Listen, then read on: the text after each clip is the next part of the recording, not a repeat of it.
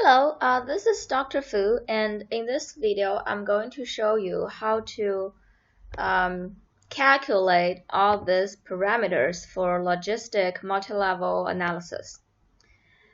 So what is this table in the first place? Well, this table is all the parameters that I extracted from this paper. It is by far the only available paper on logistic multi-level analysis within the past 5 years, I would say. So let's see what it has. Basically, for every independent variable or predictor, I mean, there are two levels of predictor, right? Level 1 predictor, level 2 predictor, and my battery is running low, so can you give me a cord? That's not an actual predictor. And plug it in, maybe. So you have three columns of parameter was looking for. The first column is called odds ratio. If you need a little bit background knowledge on what odds ratio is, you can search YouTube. There are plenty of them. So most of the cases we calculate odds ratio if the dependent variable, the outcome variable, is binary variable. So that's the first column. That's the first parameter we're looking for. Now, the second parameter is to plug in and press on. It's on, hon. Yes, it's plugging. Thank you. The second column parameter is confidence interval. So we will see that in the output. The third column is p-value. So that's all good and well. And then there are three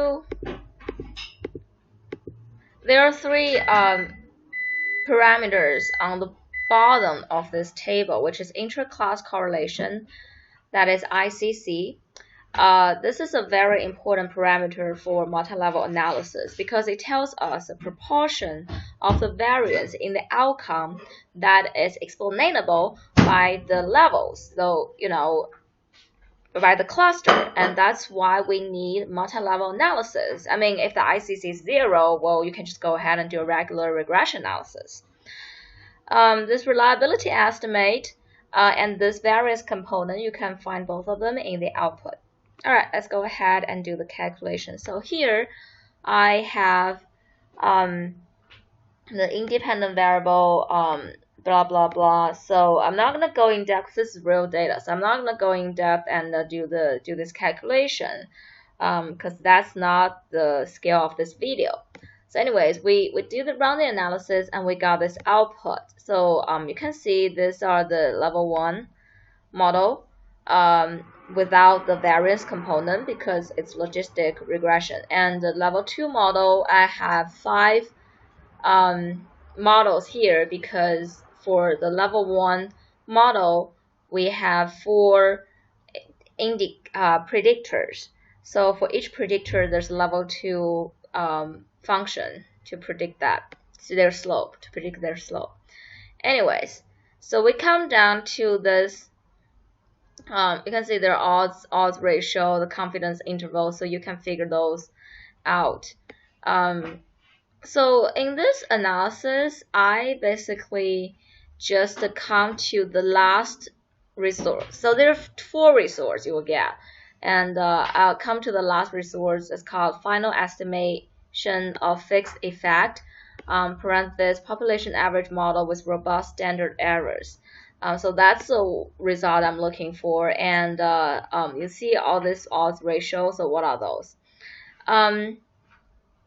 So the first odds ratio that you're looking for is the day level, the 4 predictors on the day level, which is level 1, because my model is repeated measure within person. So person level is level 2, and the day level is that. So I obtained multiple measures within one person for a consecutive 2 weeks. So that's the positive emotion upon. So that's the let's go to the model. It's this POS 5.2. That's this variable, and the second variable is this variable. So you can see this negative emotion upon placing event. That's NEG 5.2. right? Positive emotion upon pleasant event, that's POS 6.2. So as you can see in this output table, we want only one odds ratio from each indicator or each predictor. But you can see from the level 2 model that for each predictor, we use a function to predict the slope of that predictor. So for example, for this predictor POS 5.2, we want to know the odds ratio of the P1, this slope, but there are three coefficients that's associated with the slope. So which one we're looking for? Well, the B11 and the B12, they're basically the slope of this level 2 predictor in predicting the level 1 slope. Okay, so for example, the B12 parameter. This is a parameter we want to look at when we examine the moderation effect of addiction on the relationship between POS 5.0 and the outcome variable. Let me repeat that. We want to look at this parameter called B12 when we examine the moderation effect of addiction, this level 2 variable, on the relationship between POS 5.2 and the level 1 outcome. Okay, and we're not doing that for now. Right now we're looking for the odds ratio of just the positive motion upon placement. We're just looking for this odds ratio, right? So we are just looking for this intercept. Yes, we're just looking for B10. Okay, so we go down and we find B10 for the intercept, B10. So that's this line. And we're looking for the odds ratio, which is third column in this table. So that's 1.26. Okay. And respectively, we put this confidence interval in this cell. Okay. And the p-value is just this value. Okay. That corresponds to B10. So we got that settled. And let's look at the inter-class correlation. So normally, this is how we calculate in ICC, is that we find the final estimation of variance component, we find the level 1 variance, and we find the level 2 variance. Okay, so that corresponds to the model. So as you can see, U0 is a level 2 variance and R is a level 1 variance. So you would find those parameters, and so U0 is a level 2, right, level 2 variance, and then you plug into this function. So on the top, you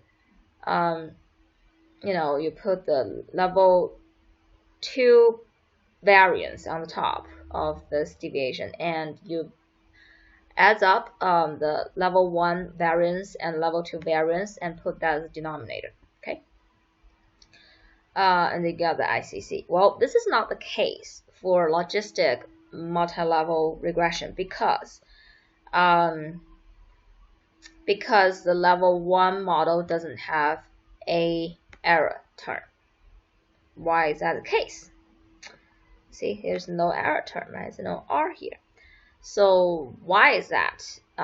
Because this block says that the level 1 variance depends on the expected value as this. Okay, the variance of Pij equals the Pij times 1 minus Pij. So it depends on the expected value. And the fixed predictor in the model depends on value of your level 2 predictor. Therefore, we're considering a function of the level 2 predictor. A simple ICC is not available, even though it is only a single level 2 variance, right?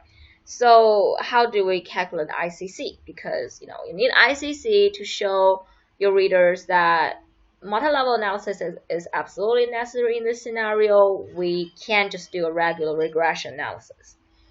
So this block, it recommends 3 methods to calculate the ICC. And here I'm going to demonstrate to you the first method, which is application of this function. So on the top and bottom, this tau square is just a regular level 2 variance that we can get here. That's R1 plus R0 plus R1 plus R2 plus R3 plus R4. So just this 5 numbers adds up. And the level 1 variance, we're going to substitute that with pi squared divided by 3. Because in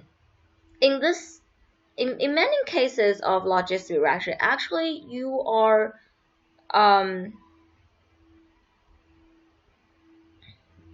you have an assumption that there is an underlying propensity of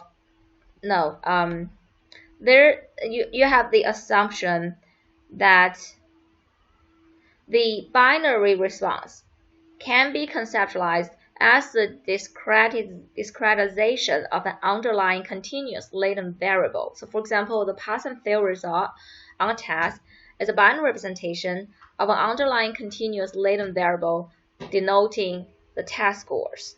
Okay, so in my situation, the dependent variable is a binary representation of the extent to which the person uses a smartphone for social purposes. Okay, so the outcome is 1, the person uses his or her smartphone primarily for social purposes, and 0, the person's primary usage of a smartphone is not for social purposes. It's a 1 or 0 binary outcome, but it represents an underlying continuous latent variable denoting the extent to which this person uses smartphone for social purposes. So in those cases, the logistic distribution has variance pi squared divided by 3, which is 3.29. So you can just use this number, plug it in this function, and get your ICC. That's the first method. And that's what I did. So first I'm going to add up R0, R1, R2, those level 2 variance, and that gives me 6 point. Let me see. 4 point. I used 2 decimal points. Keep 2 decimals. So 4.56 plus 0.83 plus 0.28 plus 0.13 plus 0.96. Okay, so that gives me 6.76. And then I plug into this function. So 6.76 divided by 6.76 plus 3.29. And that gives me 0.67. So it's pretty high because you are looking at a scale from 0 to 1, and that's 0.67. So it's more leaning towards the 1 end. So that argues for the application of multi-level analysis over a regular regression analysis. Okay, the reliability estimate, you can just find it on towards the top of it. Let's see, reliability. Yep. So it's so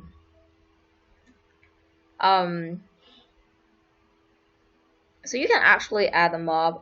It's 0.47 plus 0.04 plus 0.04 plus 0.05 plus 0.03. Okay, so 0.63. And the variance component, the p-value of the variance component is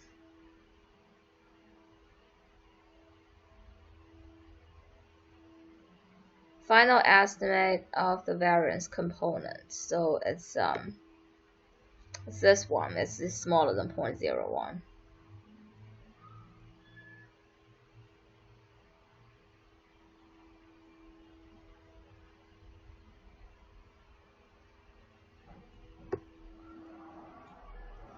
So I think the reliability estimate I should still I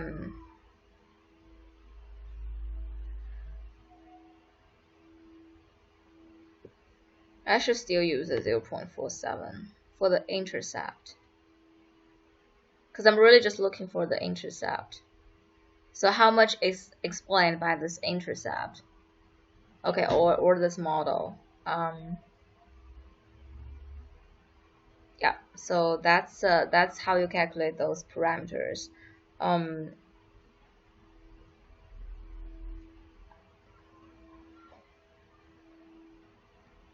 think this method is more applied to when you have just one function for the level 2 model. Yeah.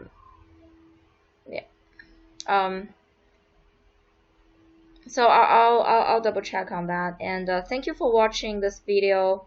I hope you find it helpful, and leave me comments if you have any new information that would be helpful for other viewers. And thank you. Okay, anytime.